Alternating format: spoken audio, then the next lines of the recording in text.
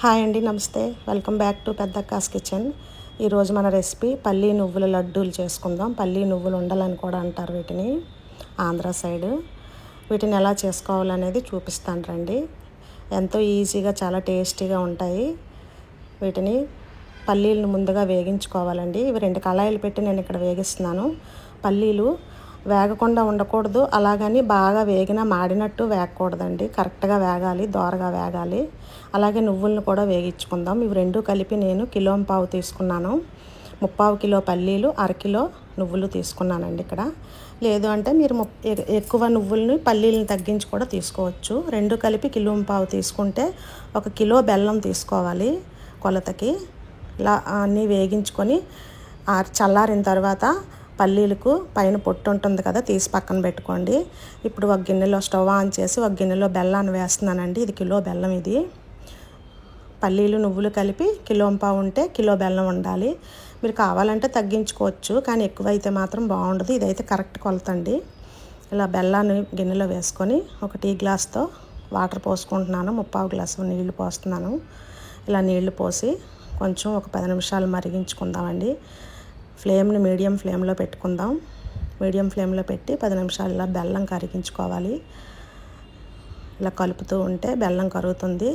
ఇలాగ కరిగించిన బెల్లాన్ని ఒకసారి వడపోసుకుందాం మనం. ఇలా వడపోయడం వల్ల ఇసుక కానీ రాళ్ళు కానీ ఏమైనా ఉంటే వచ్చేస్తాయి కదా. వడపోసి చూపిస్తాను. మళ్ళీ అవి వడపోసిన తర్వాత మళ్ళీ ఈ గిన్నెని కడిగి ఏమైనా కింద గిన్నెకి రాళ్ళు ఇసుక ఏమైనా అంటుకుంటాయి కదా, క్లీన్ చేసి మళ్ళీ పెట్టుకోండి స్టవ్ మీద. దీన్ని ఇలా వడపోసుకొని బెల్లాన్ని మళ్ళీ ఒకసారి పెట్టుకుందామండి. పాకం తీసుకుందాం. తర్వాత ఈ పాకం ఎలా రావాలనేది నేను చూపిస్తాను. ఎంతో ఈజీగా చేసుకోవచ్చు, పెద్ద కష్టమేమి ఉండదండి. నేను ఇక్కడ అరిసెల బెల్లాన్ని తీసుకున్నాను. అరిసెల బెల్లం అయితే మీకు బాగా వస్తుంది. ఈ పల్లీ నువ్వుల లడ్డు అందరూ చక్కగా తినొచ్చండి. గట్టిగా ఏమీ ఉండవు. పెద్దవాళ్ళు కూడా చాలా చక్కగా తినొచ్చు. ముసలివాళ్ళు, పెద్దవాళ్ళు, పిల్లలు అందరూ తినొచ్చండి వీటిని. ఇప్పుడు ఈ పాకాన్ని నేను మళ్ళీ గిన్నెలో పోసుకుంటున్నాను. చూసారా ఎంత చెత్త వచ్చిందో? ఆ చెత్త వస్తుంది, వడకట్టుకోవాలి కంపల్సరీ. ఇలా గిన్నెలో పోసుకొని పాకం పట్టుకుందామండి. దగ్గర మనం చెక్ చేసుకుంటూ ఉండాలి పాకాన్ని. చెక్ చేశాక పాకం వచ్చాక మీకు మళ్ళీ చూపిస్తాను నేను. ఒక 10 నిమిషాలు మీడియం ఫ్లేమ్లో పెట్టి మీరు మరిగించుకుంటే ఇలా పాకం వస్తుందండి.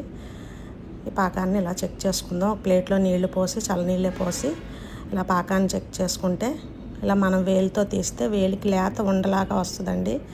లేత ఉండపాకం అయితే సరిపోతుంది.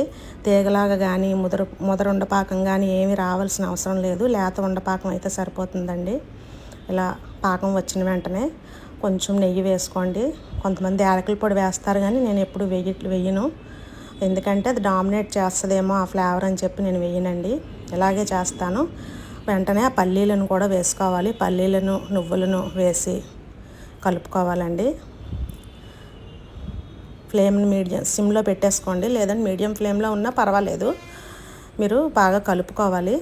పాకం అంతా కూడా నువ్వులకి పల్లీలకి పట్టే విధంగా బాగా ఒక 5 నిమిషాలు కలుపుకోండి. స్టవ్ మీద ఉంచుకోండి, స్టవ్ ఆఫ్ చేయొద్దు.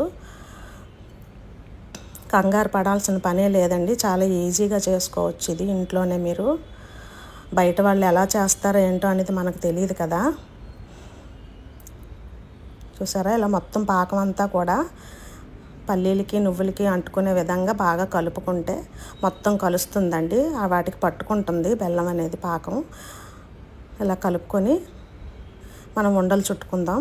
కొంచెం చల్లారినాక చుట్టినా పర్వాలేదు. లేదు వేడిని తట్టుకోగలము అనుకుంటే కొంచెం కప్పుతో నీళ్లు పెట్టుకోండి. పక్కన నీళ్లు పెట్టుకొని వాటిలో చేతిని తడుపుకుంటూ మనం ఉండలు చేసుకోవాలి.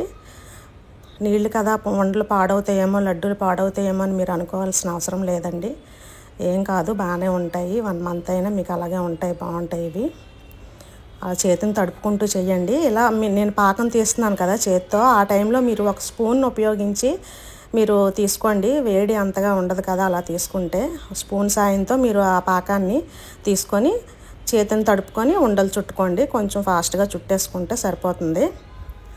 మీకు అలా చుట్టిన తర్వాత గిన్నెలో ఇంకా మళ్ళీ మీకు పాకం ఉండిపోతే దాన్ని ఒకసారి స్టవ్ మీద పెట్టుకొని వేడి చేసుకోండి. అలా అనేది నేను చూపిస్తాను మీకు మళ్ళీ. నేను మన వీడియోస్లో, పాత వీడియోస్లో క్యాషు పట్టి చేసి పెట్టానండి, జీడిపప్పు పాకం. అలాగే స్పెషల్ చికెన్ పికిల్ కూడా తయారు చేసి పెట్టాను. ఆవపిండి లేకుండా చేసి పెట్టానండి, జీడిపప్పు పౌడర్తో చేశాను. చాలా బాగుంటుంది. ఒకసారి ఆ వీడియోస్ని కూడా చూడండి. మీరు చూసి మీరు కూడా అలాగే తయారు చేసుకోండి. అంటే ఇలా ఉండల్లాగా చుట్టుకోవాలి. కొంచెం వేడిగా ఉన్నప్పుడే చేసుకుంటే ఫాస్ట్గా చాలా రోజులు పిల్లలు పెద్దలు అందరూ ఇష్టంగా తినొచ్చండి. బయట చిక్కీ చేస్తారు కదా, అవి గట్టిగా ఉంటాయి. ఇవి అలా ఉండవు, గట్టిగా ఏమీ ఉండవు, ఇవి బాగుంటాయి. చూసారా, పాకం చల్లారిన తర్వాత మనం ఉండ చుట్టడానికి రాదు అది. ఈ టైంలో మనం ఒకసారి దీన్ని స్టవ్ మీద ఒక 2 నిమిషాలు పెట్టి వేడి చేసుకుందామండి. స్టవ్ మీద పెట్టి వేడి చేద్దాము. ఇంకా అలా విడిపోతుంటుంది, మనం చేస్తుంటే విడిపోతుంటుంది, చేతిలోకి రాదనమాట. ఇప్పుడు ఒకసారి ఇలా స్టవ్ మీద పెట్టి కొంచెం వేడి చూపిస్తే చాలు, మీకు మళ్ళీ మెత్తగా అయిపోద్ది అదంతా కూడాను. చూడండి, చూపిస్తున్నాను. అలా కలుపుకుంటూ ఉంటే అది మళ్ళీ మీకు మెత్తగా మామూలుగా ఫస్ట్ పాకం ఎలాగైతే తీసుకున్నామో అలాగే వచ్చేస్తుంది మళ్ళీని. మీరేం కంగారు పడక్కర్లేదు. చూసారా, అలా వస్తుంది. మళ్ళీ ఫస్ట్ పాకం ఎలా తీసుకున్నామో అలాగే వస్తుందండి. వచ్చిన తర్వాత మళ్ళీ నీళ్ళు తడి చేసుకుంటూ మనం ఉండలు చేసుకుంటే సరిపోతుంది. అంతే, ఎంతో ఈజీగా ఇలా చేసుకోవచ్చండి. ఇంట్లోనే కొంచెం టైం కేటాయిస్తే ఎంతో చక్కగా చేసుకోవచ్చు వీటిని. మొత్తం గిన్నెకి ఏది ఉండకుండా మొత్తం అంతా క్లియర్గా వచ్చేస్తుంది. చూడండి, లాస్ట్లో కూడా చూపిస్తాను మీకు. అంతేనండి, అంత ఈజీగా మీరు ఇంట్లోనే తయారు చేసుకోవచ్చు. చూసారా, ఎక్కడ ఏమీ కూడలేదు, మొత్తం అన్నీ కూడా ఉండలు చేసాను. చూడండి ఎన్ని అయ్యాయో, కేజీ మొత్తం కేజీ పెద్ద పళ్ళాలకి 3 పళ్ళాలకి అయ్యాయి నాకు లడ్డూలు. ఇలాగే మీరు కూడా చేసుకోండి, టేస్ట్ చేయండి. ఈ వీడియో కనుక మీకు నచ్చినట్లయితే లైక్ చేయండి, షేర్ చేయండి, సబ్స్క్రైబ్ చేయండి. చూడండి, 3 ప్లేట్లతో అయ్యాయి మాకు. మీరు కూడా చేసుకొని టేస్ట్ చేయండి, చాలా బాగుంటాయి.